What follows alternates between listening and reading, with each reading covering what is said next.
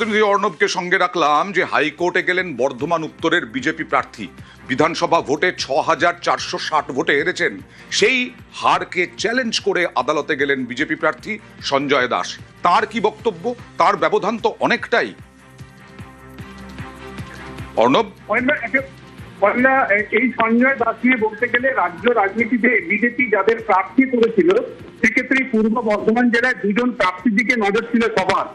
একজন কলিত মাঝি, যিনি ইতিমধ্যে মন্ত্রী হয়েছেন, আর একজন সঞ্জয় দাস, যিনি বর্ধমান উত্তরের প্রার্থী ছিলেন।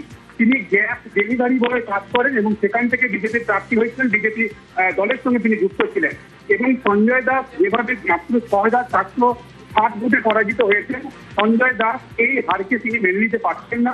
কারণ একাধিক বুথে তার কাছে যে হিসেব রয়েছে সেই হিসেব অনুযায়ী একাধিক জায়গায় তৃণমূল কংগ্রেস কাউন্টিং এ কারচুপি করেছে, এমনটা তার অভিযোগ। তাই বর্ধমান উত্তর বিধানসভার ৬,৪৬০ ভোটে তৃণমূল কংগ্রেসের জেতা নিশীথ মালিকের যে ফলাফল, সেই ফলাফলকে চ্যালেঞ্জ করে তিনি কলকাতা হাইকোর্টে মামলা দায়ের করেছেন। এবং সেই মামলায় তিনি তার বিভিন্ন যে নথি রয়েছে বর্ধমান উত্তর বিধানসভার কাউন্টিং সম্পর্কিত বা নির্বাচনী সংক্রান্ত সমস্ত নথি সংরক্ষণকেও তিনি আবেদন রেখেছেন কলকাতা হাইকোর্টের কাছে। এবং এই ফলাফল তিনি যদি জয়ী হন, তাকে জয়ী ঘোষণা করা হোক, তাতে সেটাও কিন্তু তার আবেদনে রয়েছে। সেই মামলা চলতি মাসের জুন মাসে হয়তো শুনানির জন্য কোনো এক বিচারপতি বেঞ্চে আসতে পারে। বেশ, ওকে।